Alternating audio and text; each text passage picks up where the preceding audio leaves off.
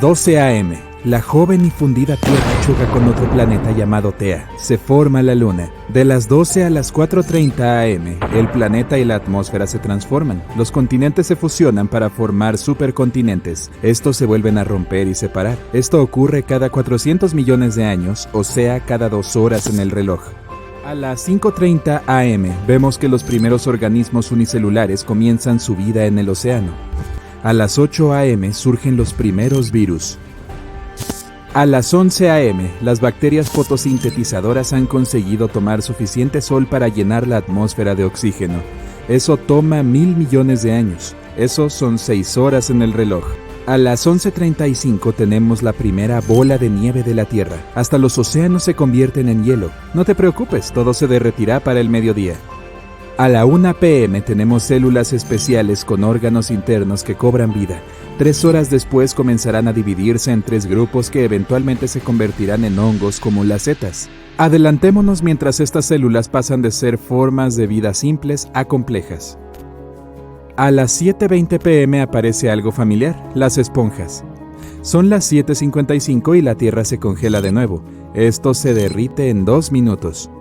8 p.m. y mira en el océano, aparecen los primeros ctenóforos o portadores de peines. Cerca de las 8:30, la capa de ozono de la Tierra aparece. En solo 2 minutos el océano se llena de plantas. A las 8:45 la vida florece en el mar. Ahora tenemos medusas nadando alrededor de los corales. Las estrellas de mar están en camino. A las 8:52 podemos ver huellas en el fondo del océano. Las criaturas han comenzado a arrastrarse. Son las 9:10 p.m. Las criaturas marinas deciden explorar la Tierra.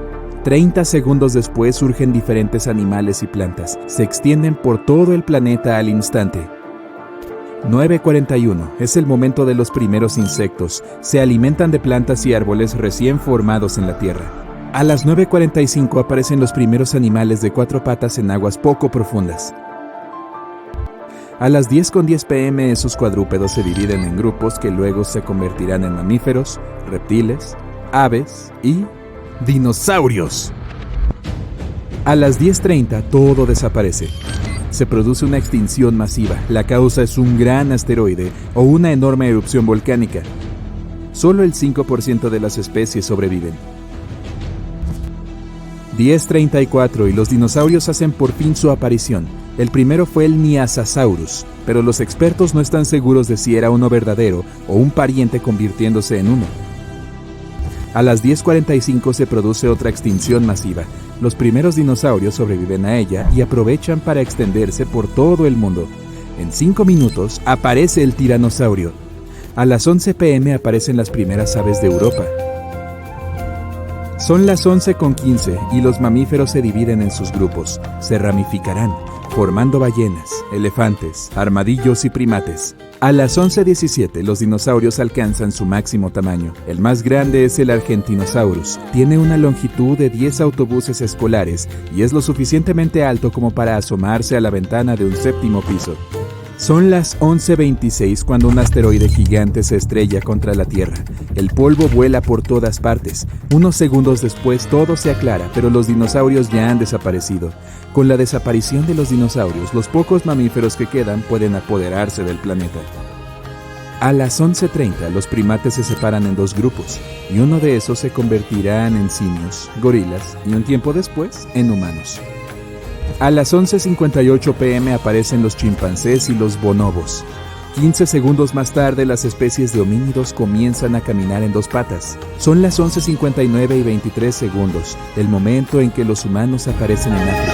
Un segundo después, han migrado por todo el mundo. Ellos no tienen un lenguaje y no pueden usar o crear herramientas. Eso ocurre a las 11:59 y 58 segundos. 2 segundos antes de que termine el día, hace 100.000 años. Aparece nuestra compleja especie humana. ¿Has pensado alguna vez en la Tierra como una criatura inteligente? Bueno, no como una criatura, sino como una entidad.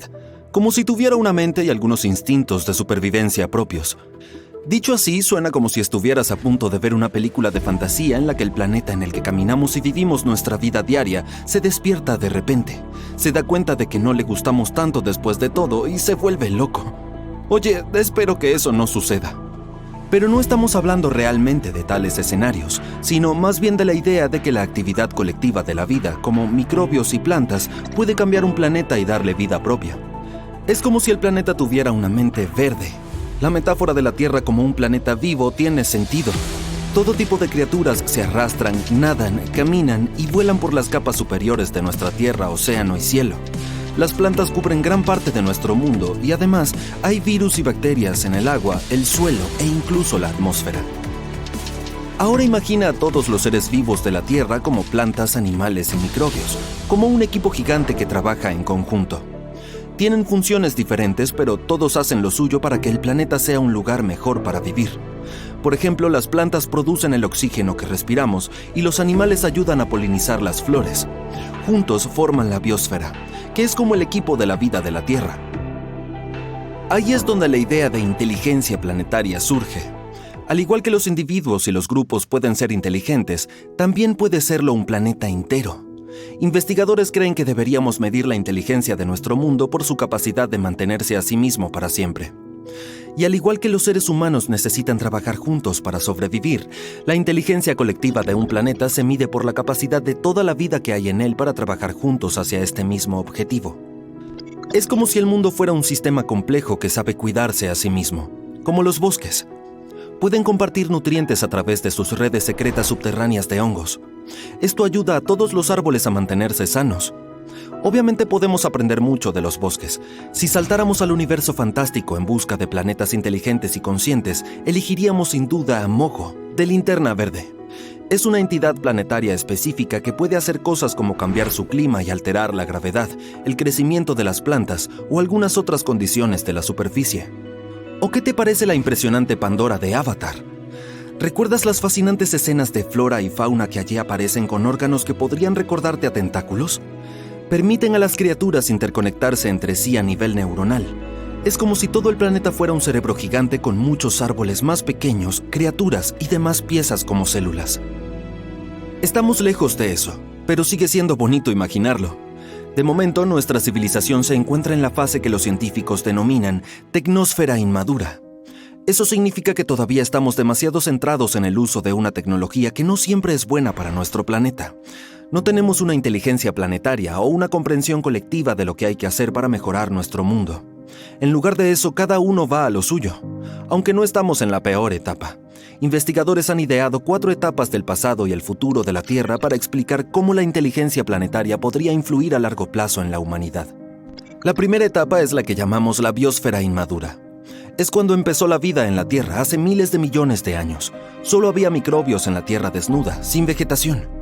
No había ninguna retroalimentación global, lo que significa que estos microbios aún no podían afectar al planeta, su atmósfera u otros sistemas de ninguna manera. La segunda etapa es la biosfera madura. Hace entre 2.500 millones y 540 millones de años, cuando se formaron continentes estables y la biosfera empezó a ejercer una fuerte influencia sobre la Tierra. La tercera etapa, conocida como tecnósfera inmadura, es donde nos encontramos ahora, con sistemas interconectados de comunicación, tecnología, transporte, electricidad e informática que extraen recursos de la Tierra y afectan a la biosfera. La cuarta etapa, también conocida como la tecnósfera madura, es a la que la Tierra debería aspirar a estar en el futuro. Significa que la tecnología beneficiará a todo el planeta. Utilizaremos formas sostenibles de energía como la solar. La inteligencia planetaria es el signo de un planeta maduro, y los investigadores intentan averiguar cómo podemos avanzar hacia eso. Así que las cosas que hacemos a nivel individual sí importan. La actividad colectiva de la vida, como los microbios o las plantas, pueden cambiar un planeta y convertirlo en algo más que una roca sin vida flotando en el espacio. Gracias a la biosfera, nuestro planeta descubrió cómo albergar vida por sí mismo hace miles de millones de años y sigue haciéndolo. Ahora tenemos que encontrar la manera de tener un sistema similar de automantenimiento, pero esta vez con la tecnósfera. Es difícil imaginar que los planetas puedan llegar a ser sensibles en general, como Pandora o algún otro mundo consciente imaginario de allá afuera. Hay varias razones para ello. Primero, los planetas se forman en función de cómo los diferentes materiales como rocas, gases y líquidos se reúnen alrededor de una nueva estrella. Es como una gran reunión familiar en la que todos aportan distintos ingredientes para preparar un plato delicioso. Al igual que estos ingredientes no se convertirán de repente en un ser vivo, los materiales que componen un planeta no se transformarán sin más en criaturas conscientes de sí mismas. En la Tierra, tras miles de millones de años de complejas reacciones químicas, algunas moléculas empezaron a replicarse y a transportar información. Así empezó la vida en nuestro mundo. Y la Tierra es el único ejemplo que tenemos.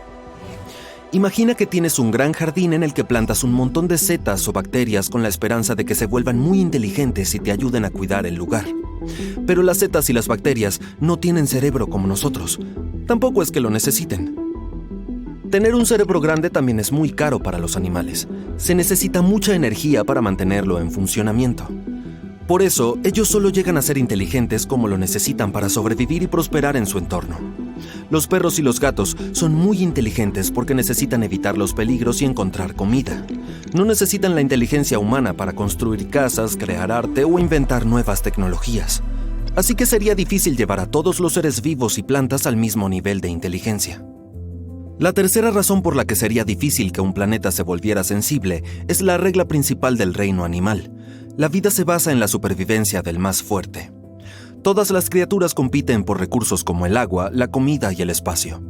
Pero no solo las distintas especies compiten entre sí, sino que los individuos de una misma especie también batallan. Basta pensar en cómo los cangrejos violinistas luchan por el territorio en la playa, o cómo las manadas de lobos pelean por sus presas. O en mí cuando veo un sitio vacío en una playa abarrotada. Este tipo de competencia no es buena base para la cooperación global. Hay un par de excepciones a esta regla. Por ejemplo, las hormigas. Puede que no sean las criaturas más brillantes del planeta, pero cuando se reúnen en colonias, pueden lograr cosas asombrosas, como recolectar alimentos que son mucho más grandes que ellas, construir nidos, criar jóvenes e incluso cultivar. De hecho, actúan como un superorganismo llamado mente colmena, en el que todas las hormigas trabajan juntas por un objetivo en común. Insectos como las abejas y las hormigas son muy altruistas y trabajan juntas para garantizar la reproducción de su reina. Si una gran colonia de hormigas se apodera de todo nuestro planeta, podría actuar como una sola mente y trabajar en pro de los intereses de la colonia y del planeta hasta que se quedaran sin recursos. Pero en realidad, es difícil imaginar que cualquier organismo, incluso superorganismo, pueda alcanzar tal nivel de autoconciencia y conciencia. Número 5. ¿Cómo podríamos mantenernos en contacto? Para comunicarse, las hormigas utilizan las feromonas y los humanos los nervios. Ambos métodos funcionan bien para organismos pequeños, pero cuando se trata de una entidad gigante del tamaño de un planeta, sería difícil que esa comunicación fuera rápida y eficaz. Así, la comunicación dentro de una entidad del tamaño de un planeta sería mucho más lenta que la que tenemos en nuestros hogares, como nuestros ordenadores o smartphones. Bueno, en fin, seguiremos soñando con Pandora.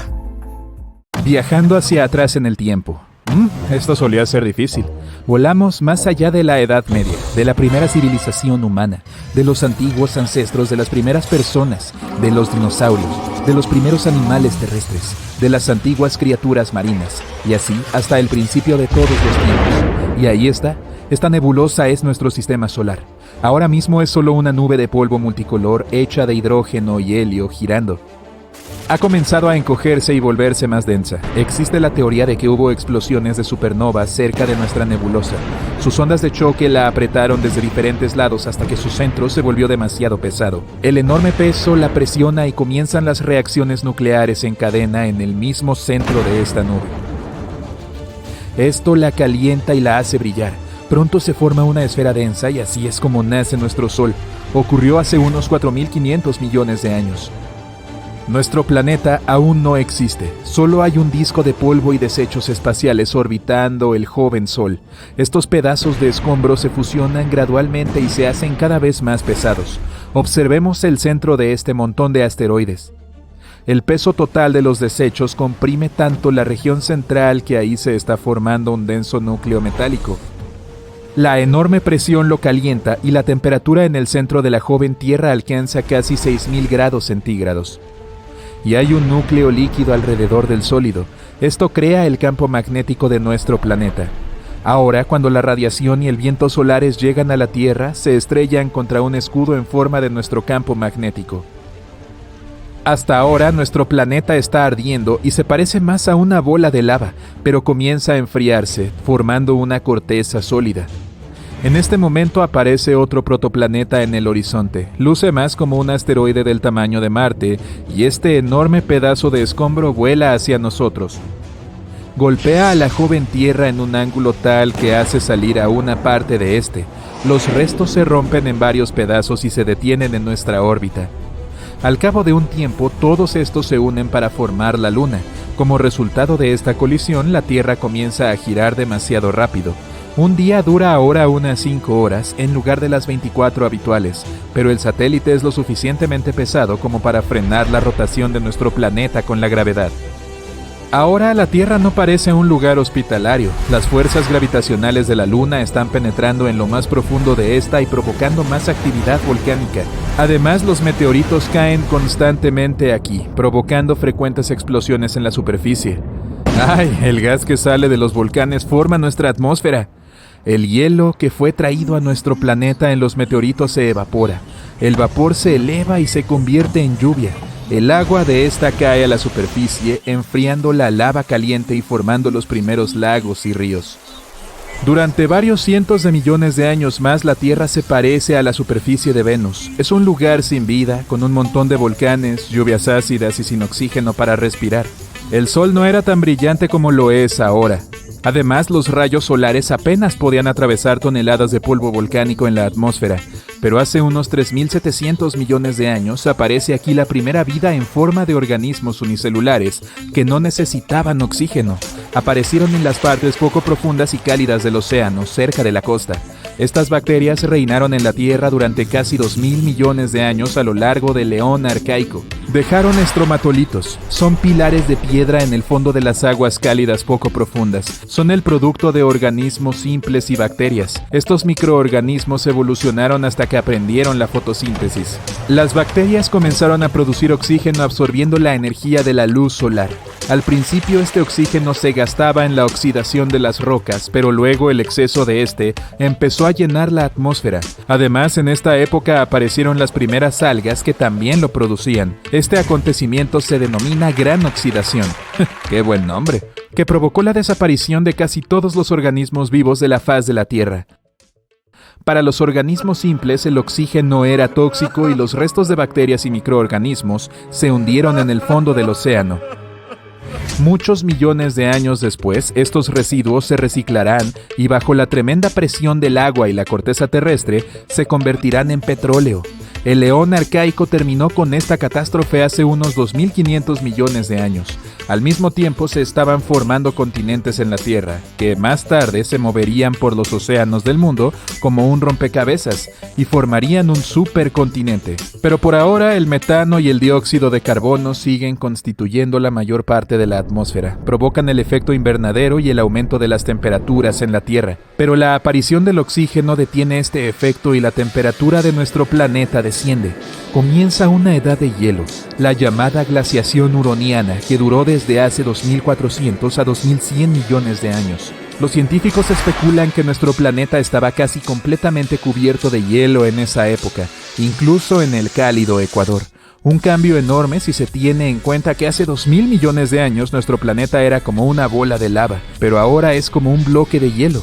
La Tierra durante la glaciación huroniana se parecía más a Europa, el satélite de Júpiter. Ahí también hay una gruesa corteza de hielo, bajo la cual hay un océano líquido calentado por el núcleo. La evolución del Sol salvó a nuestro planeta. Desde su nacimiento, hace 4.500 millones de años. Ha ido creciendo y calentándose. Así, tras 300 millones de años de una era glacial, la Tierra comenzó a calentarse, pero casi toda la vida ahí había sido aniquilada, y la evolución tiene que empezar de nuevo. Hace unos 1.000 millones de años, todos los continentes de nuestro planeta se reunieron en un hipotético supercontinente, Rodinia. Y todos los océanos formaron un colosal océano de Mirovia. Hace 750 millones de años, este continente se rompió y enormes trozos de tierra comenzaron a desplazarse por el planeta. Justo en ese momento aparecieron plantas complejas y microorganismos multicelulares. Algas, esponjas y hongos no eran los únicos habitantes del océano. Esto es Sprigina, son una especie de gusanos del tamaño del dedo humano. Tenemos restos de estos animales que tienen al menos unos 550 millones de años. Hace 541 millones de años comenzó el Eón Fanerozoico. El principal acontecimiento de esta época es la explosión cámbrica. La vida comenzó a florecer en la Tierra y aparecieron una gran cantidad de organismos vivos. Aparecieron moluscos y equinodermos como las estrellas y los erizos de mar. Los organismos vivos evolucionaron teniendo no solo un esqueleto interno, sino también externo, como los trilobites. Algunos de ellos podían alcanzar casi 1 metro de longitud. Sus caparazones protectores sugieren que había depredadores en los océanos. En ese momento comenzó a formarse una cadena alimentaria. Al mismo tiempo, los continentes a la deriva se fusionaron de nuevo. Este supercontinente tiene una forma diferente y se llama Panotia. Más tarde, estos continentes volvieron a separarse y empezaron a chocar entre sí. Esto dio lugar a la formación de cadenas montañosas. Después, los continentes se reunieron por última vez y formaron el gigantesco supercontinente Pangea, hace unos 335 millones de años. Aquí ya podemos ver el contorno de los continentes modernos de África, América del Norte y del Sur, Australia y Eurasia. Apareció una de las mayores criaturas marinas de la historia, el Dunkleosteus. Algunos individuos podían ser tan largos como un autobús escolar y pesar tanto como un todoterreno grande. La Tierra tenía un clima cálido y húmedo. Esto favorecía el crecimiento de los helechos y otras plantas. Algunos podían alcanzar la altura de un edificio de 3 pisos y por primera vez en la historia de la Tierra, algunos animales abandonan el océano y se adentran en las tierras, como el Elguinerpetón y el Ictiostega. Bueno, al principio viven solo en la costa porque su piel no está adaptada a la luz solar constante. Además, tenían problemas respiratorios. Los primeros animales en la Tierra tenían tanto branquias como pulmones, pero los pulmones estaban poco desarrollados, así que tuvieron que volver al agua. Millones de años después, estos animales evolucionaron hasta convertirse en anfibios más avanzados. Aunque no eran más grandes que los lagartos normales, ya podían vivir plenamente en tierra, pero este florecimiento de la vida terminó en una nueva edad de hielo. Los glaciares de los polos se deslizaron lentamente hacia el ecuador. Los animales no estaban preparados para esto y la mayoría no sobrevivió a este evento de extinción. Pero hace 290 millones de años la evolución retomó el control y empezaron a aparecer animales terrestres más evolucionados.